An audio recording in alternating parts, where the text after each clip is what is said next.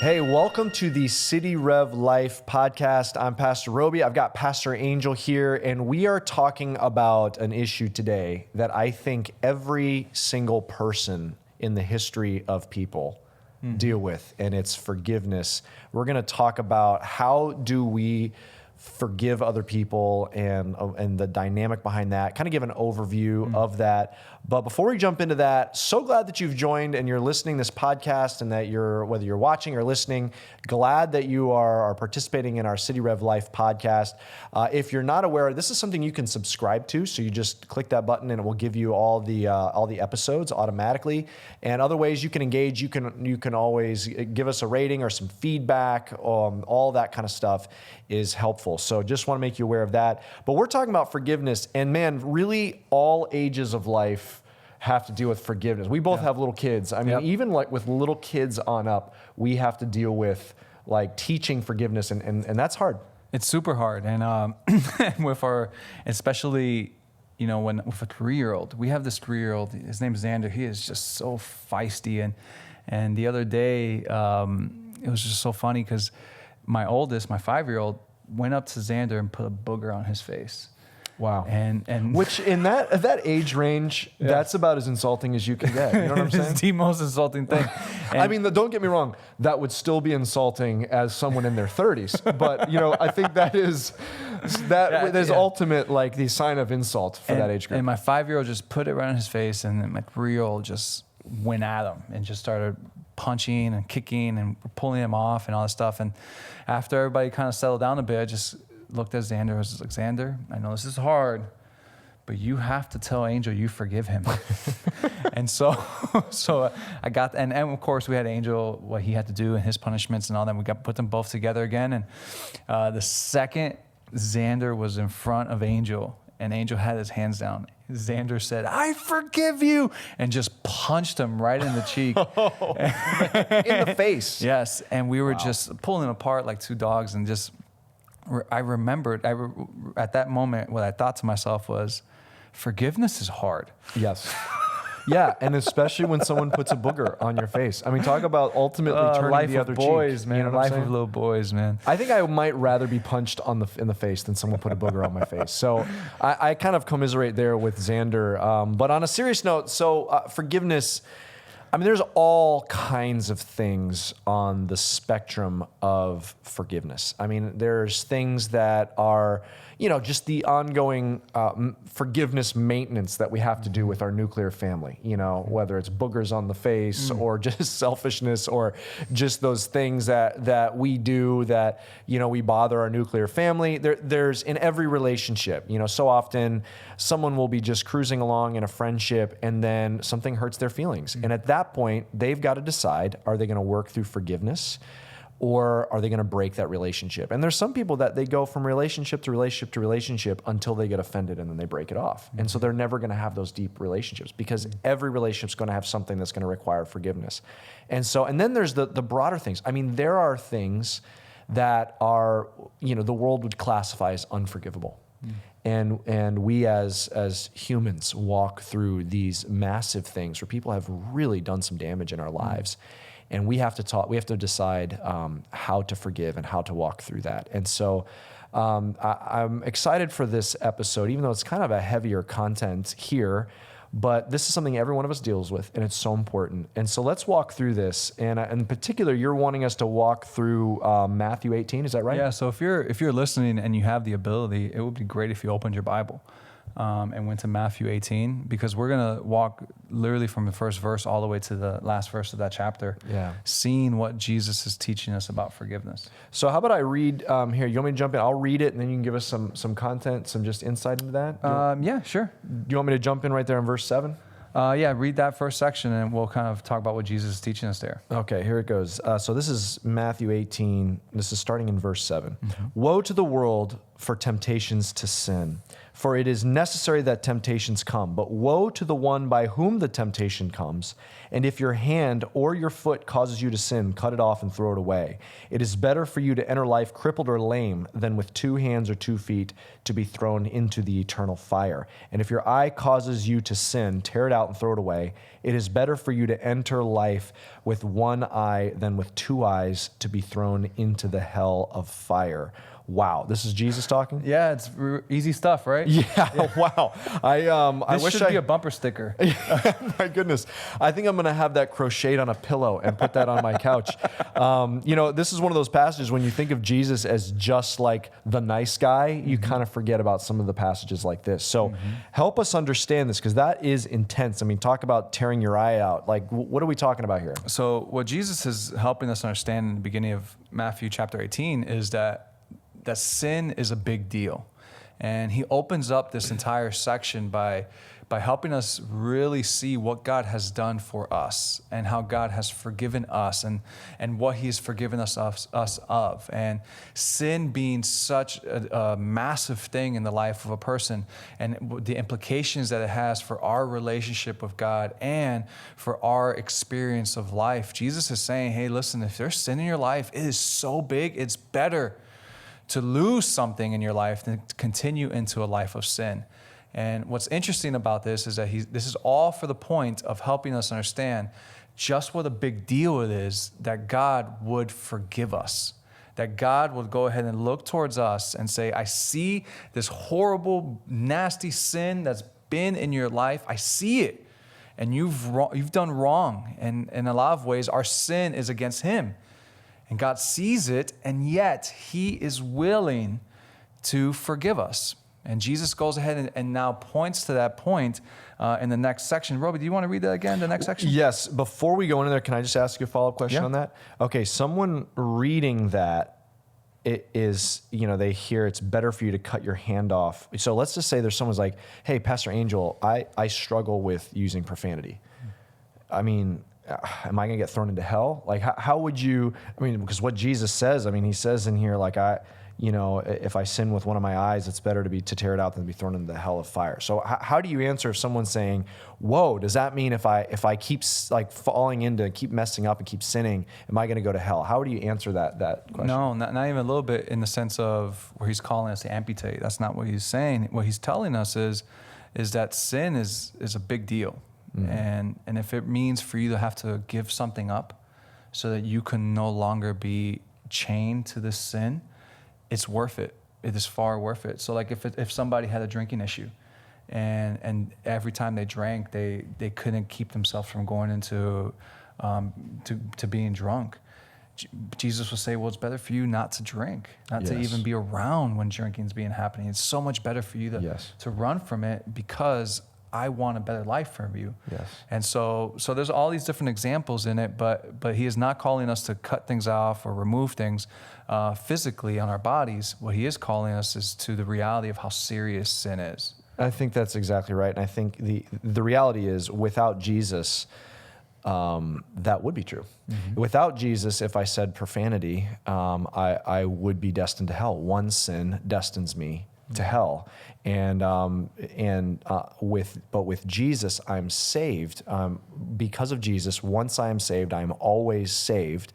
But let's not, just to your point, let's not forget what our sin, the seriousness of our sins. And so, if there's something in my life that's leading me to sin, yes, I'm saved for eternity, but that doesn't give me license to sin. If there's something in my life, if someone's like, look, the bottom line is, if I have internet access on my phone, I just struggle by looking at pornography. Well, then put up a blocker on your phone, take the internet capacity off of your phone, whatever you need to do. Give your password to your spouse, whatever you need to do. Why? Because sin is serious. Look at the mangled figure on the cross, and you see the damage sin does in our lives and the lives of others. Yeah, and Jesus, what he's doing in this passage is he's first helping the listeners and the readers understand this is a big, big deal. God is not just looking at our sin and thinking, oh yeah, they just didn't do what I told them to. No, God identifies it and sees it as huge. And then that brings us to this next section. Yeah. which it reveals God's willingness to forgive.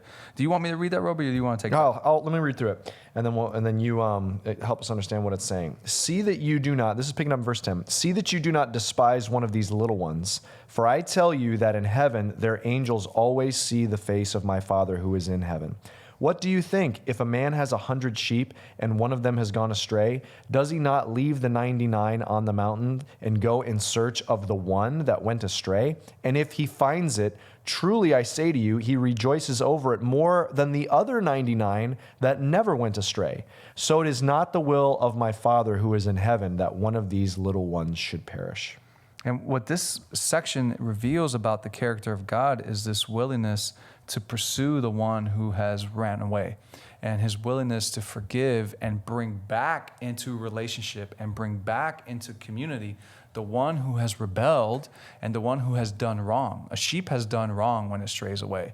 Sheep know they're supposed to stay together, but yet that sheep in its sin has gone from where it needs to be. And yet Jesus is saying he'll run after that sheep. There is a character that we see in God from all the way in Genesis, all the way to Revelation, this character of him being a forgiving God, a loving God, one who is willing to chase us in hopes to have us in relationship with him. And there's a lot of beauty in that kind of understanding of who God is. And a lot of people don't see God in that way. And they see God as wrathful and angry and just looking for a reason to push us away from him. If anything, he's always looking for a reason to pull us to him and forgive us of our hard and broken sin so that we can experience a life with him that we're called to. And this kind of forgiveness that we have with God, it should fuel the kind of forgiveness that we now give to others. It should impact now how I handle others. How would that sheep, when it's pulled back into the flock, how would it handle the sin of the other sheep against him at that point? Very differently. Well, why? Because he's experienced forgiveness himself. Yeah, I think this is so good the way you're drawing out how this passage is ordered. Before we can even start to think about why in the world would I forgive someone? They've hurt me. We got to understand how much we've been forgiven. Yeah. And I think we've got to understand, that we are in a place of forgiveness and that God is a forgiving God and he's done something to us that we don't deserve. So practically, there's 4 things that I want for us from Matthew 18 to look at when it comes to forgiveness and to really have on the forefront of our mind whenever something's been done wrong to us, how do we approach the situation? And so the first thing, as we've already been talking about, is we need to first look at God's example. His example of forgiveness is literally the ultimate one. And what we see even in the example of Jesus, Jesus was not weak. Jesus was a strong man with wisdom. He wasn't a foolish man. He wasn't somebody who was oblivious. He wasn't naive. He was someone fully aware of what was going on, and he was a strong man. And yet there was moments of deep forgiveness in the ministry of Jesus. And we see in Jesus that forgiveness is not for the weak. Some people live and they believe, hey, I'm not going to forgive because that's going to make me look weak. But Jesus forgave. And we see this at the cross in Luke chapter 23, verse 34, Jesus said, Father, forgive them, for they do not know what they do. And they cast lots to divide for his garments. And what's interesting is that here's this horrible moment of Jesus experiencing horrible sin against him. And yet he was still able to say, forgive these people. Well, why? Because Jesus is the God-man. Jesus is the second part of the Trinity, and this characteristic of forgiveness that we see all the way from the book of Genesis to all the way to all throughout Scripture, even in Egypt with the Israelites, when the Israelites, they had just experienced God's goodness, and then they went ahead and began to worship a golden calf. God still forgives them. And this characteristic is who Jesus is, and he shows us what forgiveness looks like. So the gospel itself, that moment on the cross of Jesus hanging there, lets us see that if we're going to forgive somebody, we have to be willing to put aside what we feel like we deserve. Jesus deserved all the worship and praise. Jesus didn't deserve for people to be casting lots for his garments. He didn't deserve to have a thief on the cross spitting out insults at him. He didn't deserve for what he was experiencing there, but for the purpose of forgiveness, he put what he felt, what he deserved, he put that aside for the sake of others experiencing forgiveness. That's a big deal. And so we first need to understand God put aside what we feel like we might deserve. Second is that we have to be willing to take the first step. And we see this at the gospel, where there's this divide between humanity and God in his goodness, he is the one who took the first step to fight for reconciliation and forgiveness of the wrong that we had done. And so we see his example of wanting to take the first step, and that should drive us to be in the place where we are willing to take the first step, even though we're the ones who had something wrong done against. I think that's so good. I think those are kind of important in their order. So often people are not willing to take that first step to forgive. And the reason they say is because that person doesn't deserve. That person owes me an apology. I'm not going to be the first one. And what you're reminding us here is that forgiveness, by definition, is an unjust thing. Forgiveness is, some people say, well, I'm not going to forgive unless they ask for forgiveness. Well, that's not what forgiveness is. Forgiveness is really it's acknowledging that they don't deserve the forgiveness. The sheep didn't deserve for Jesus to walk away and walk through the mountains and go on this extra hike to find him. And so then you say, well, then how, because sometimes there are certain people that are just wired, injustice drives them crazy. And for good reason. God invented justice. Injustice drives God crazy. And so there's some people that's like, how could I possibly forgive them? They don't deserve it. And that's where we got to go back to the beginning. Well, I didn't deserve to be forgiven either. And so I think there's a real logic here into what you're saying. Look at God's example. Understand that it's not because they deserve forgiveness, in the same way we didn't deserve forgiveness, and be willing to take that first step. And so the last thing that we need to look at when we see God's example of forgiveness, we need to also see that God doesn't use forgiveness as a weapon. He uses it as a tool to fix and heal a relationship. Sometimes, at least for me, there's been moments where I've said, I forgive you, as a way of highlighting the fact that you've done wrong, as a way of driving guilt on you and trying to make you feel bad. I'm not forgiving you to make you better or to make us better. I'm forgiving you because I want you to feel really bad. And so the gospel teaches us that forgiveness is just a tool for healing, not a weapon for hurting. And so we need to see that example at the cross and use that in our daily life with a spouse, whether it be with a kid. Sometimes we'll say it to kids, I forgive you, so they can realize you've done something wrong. And it's not a weapon, it's a tool for healing. And so that's what we need to first look at. We need to look at God's example. The second thing we need to look at is what Jesus is telling us here in Matthew 18. We need to look at the big picture. We need to see the big picture here. And Robey, if you want, you can read that again. You're being such a great reader, by the way. I'm trying my best. I'm putting my heart and soul into it. So I just appreciate the encouragement every now and then, about my scripture reading. And it's interesting because when it comes to looking at the big picture, Jesus, in small portions of his grammar that he uses here, we see this concept of look at the big picture. So go ahead and read that. Yeah. All right. So we're in Matthew 18. We're picking up in verse 15. Here's what it says. If your brother sins against you, go and tell him his fault between you and him alone. If he listens to you, you have gained your brother. But if he does not listen, take one or two others along with you, that every charge may be established by the evidence of 2 or 3 witnesses. If he refuses to listen to them, tell it to the church.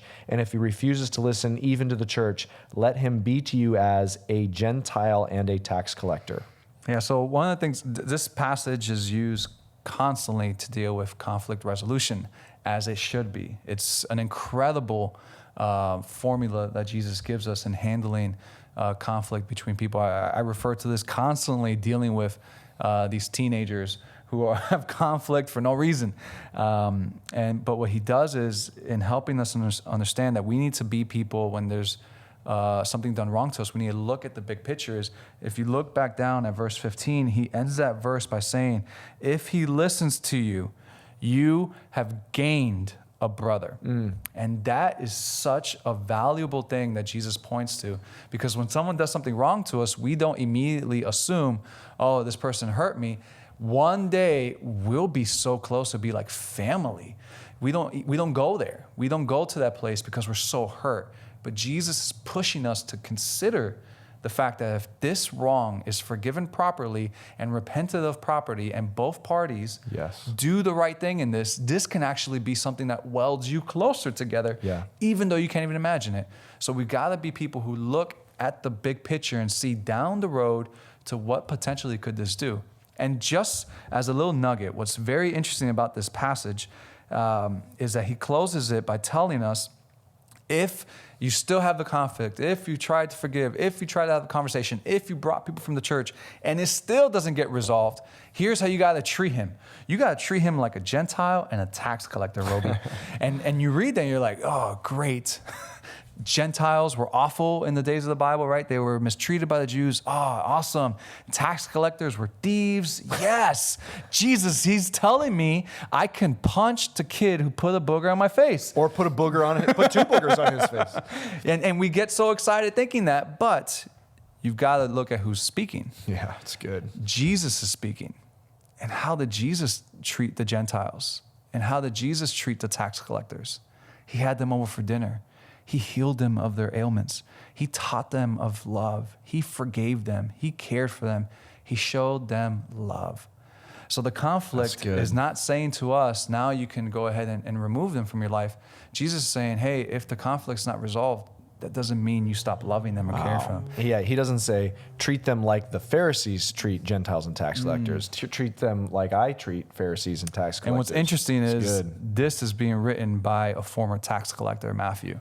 So you can imagine that while Matthew was writing it, there might have even been some emotion to treat them like Jesus has treated me. Wow, that's an incredible insight. I mean, we could do a whole episode just on that. That's powerful. Before we move on from that, I just think it's worth a mention of this process. If someone sins against you, please, this is Jesus' words, go to them directly. And what we typically do is we go to the rest of our friend group to build an army against them. You're not going to gain a brother, right? You're not treating them as a possibility to gain them as a brother. You're spreading gossip. And then we've created these factions. Go directly to that person.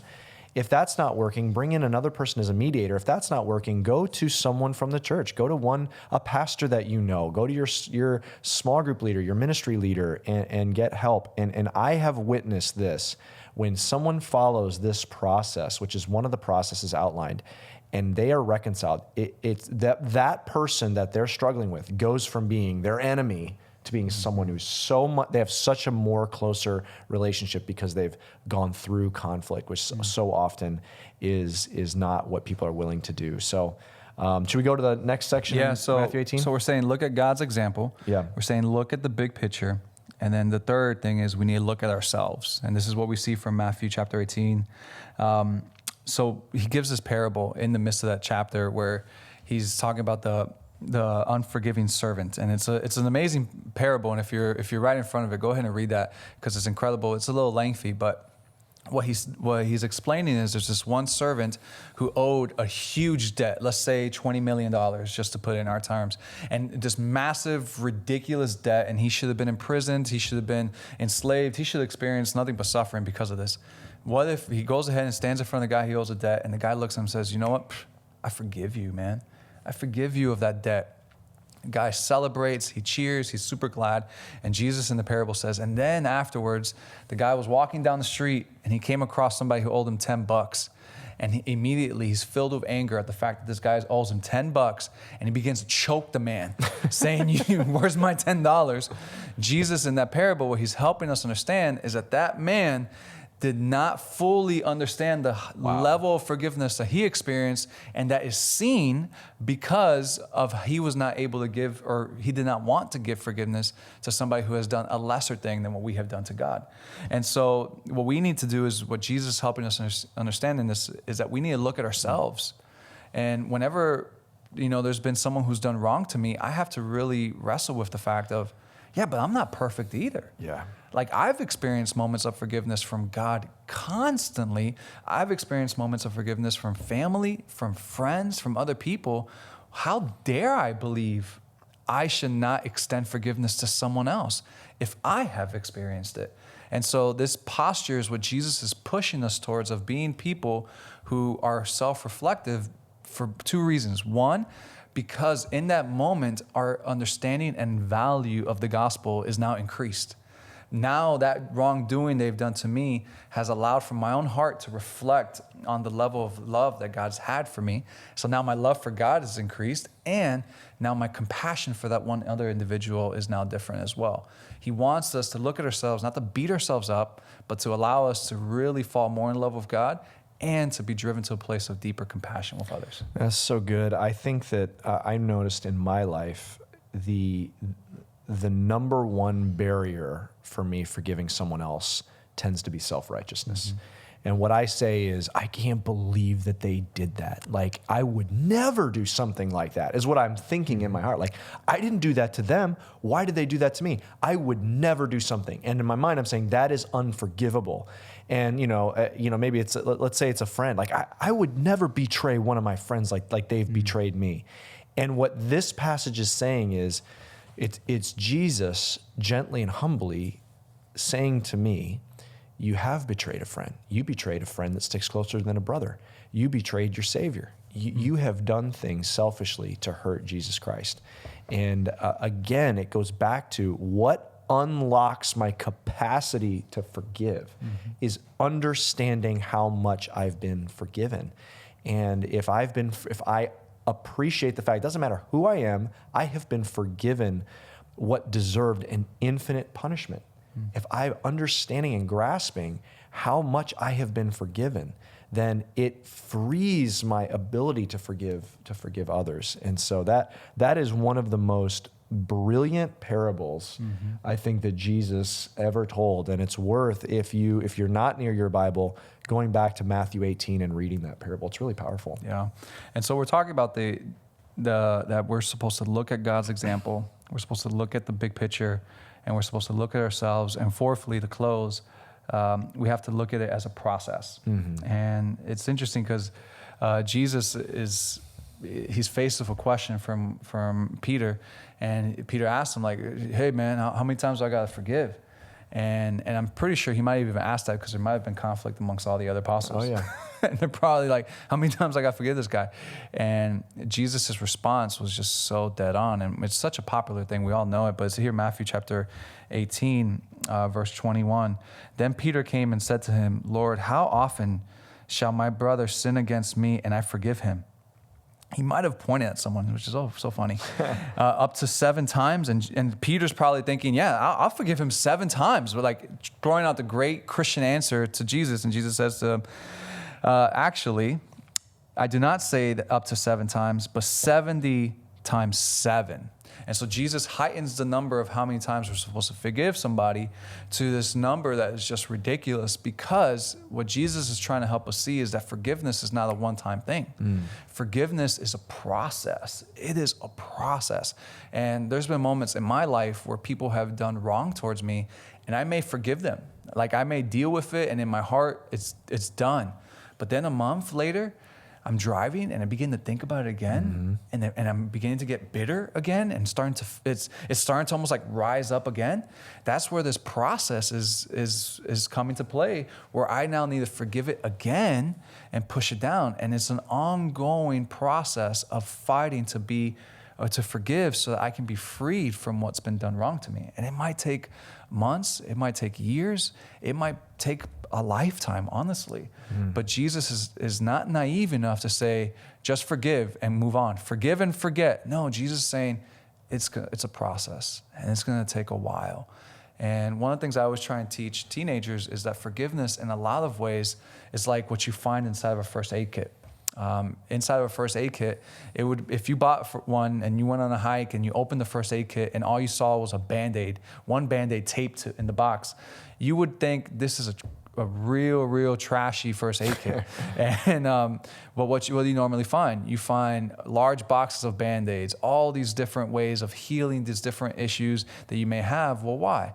because the people who've put that first aid kit together know whoever needs this is going to need multiple of everything, because there's going to be multiple injuries that can happen in the span of that person's life. And so we've got to understand that we're going to need multiple Band-Aids for the wound that we are dealing with. We just can't assume one Band-Aid is going to fix it forever. And I think for us, that's very practical, and it's also very hard to hear that, especially depending on what's been done wrong to us, because there's thousands of different things that we might have to forgive for. And I think if we don't appreciate that it's a process, then I think sometimes we can fool ourselves that we've forgiven, because there's some people that are wanting to do the good Christian thing and forgiven. But I've had conversations with Christians before, and I'm sure I've been on that side of the conversation too, where someone will be like, oh yeah, I just saw so-and-so on the social media and they're at it again. I mean, they did that to me, and have I ever told you what they did to me before? Oh yeah, man, they were trolling me on social media and they're subtweeting me or whatever it was. Man, they hurt me. I mean, I've forgiven them and all, but they've got what's coming to them. I'm like, man, it doesn't really sound like you've forgiven them. And I think sometimes people think, well, I'm just going to say it. I'm just going to declare it. There's some real heart work where we are extending to someone where we're saying, I'm no longer holding this against them, and I'm dealing with that bitterness as it rises again, and I'm dealing, and I'm recognizing that this type of wound is different than this type of wound. I love that first aid. And the process might require counseling, depending on the situation, or it might require for you to sit down and read books on that topic. That's what's so horrible about sin. Yes. Sin pushes people into having to deal with stuff that they weren't supposed to. Yeah. And it might be you spending years forgiving a father for some poor ways that he handled your family, or it might be forgiving a mother for something that was said to you when you were a teenager. It's a process, and that's why God's constantly saying, sin is serious. Yes. Avoid it, because of your sin, people are having to go through a process I didn't want for them originally. And going back to that original section of the passage that we read earlier. And so we have to be okay with knowing it's going to be a while for us to be okay, and being willing to go through the work for that. Yeah, in the same way that sin does damage, righteousness brings life. And so forgiveness is one of those things that it seems like, God, why? Why are you wanting me to forgive? It's just so hard. I don't want to. They don't deserve it. Why would I do that?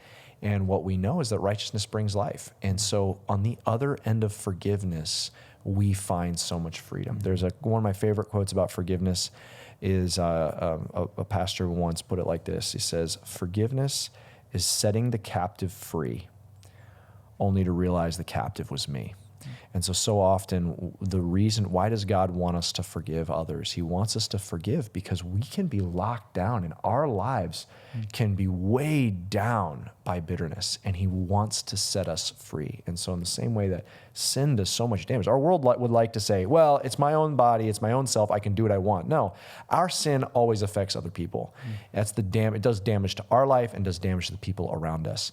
And so, but the inverse is true too. Righteousness brings life to our life and the lives around us. And so forgiveness, he wants us to forgive for our sakes. And so I think this is, you've just really laid out unpacking Matthew 18 and a really great structure for us to understand how to forgive. Any last thoughts as we're wrapping up this episode? Yeah, I know that even this concept, at least for me, it can almost be crushing, where you can feel like, oh, not only do I feel bad because something bad's been done to me, now I feel bad because I'm handling it bad. And there's a very strong truth all throughout the Bible that the one who is the perfect forgiver, the greatest forgiver, the ultimate forgiver, the example of forgiving, that's your God. That's the one who dwells inside of you, willing to help you, willing to strengthen you, willing to speak to you, willing to give you wisdom in how to do this.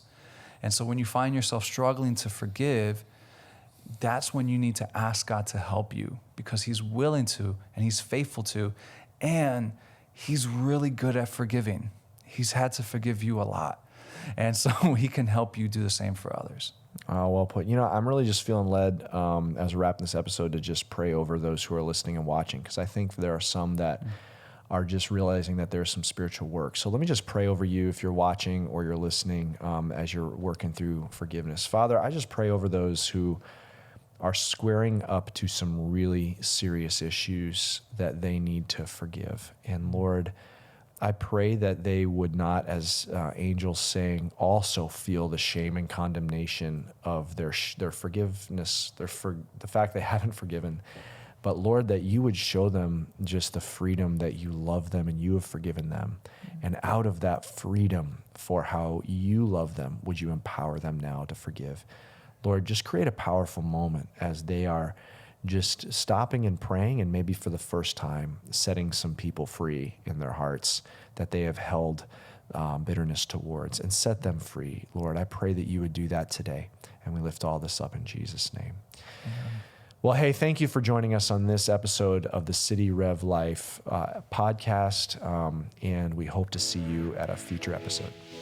Thank you for joining us on City Rev Life. You can subscribe to this podcast, rate and review wherever you're listening to this. And we love it when you share it with your friends on social media. For more videos and content, go ahead and check us out at cityrev.org/podcast or download our City Rev Church app. Have a great day.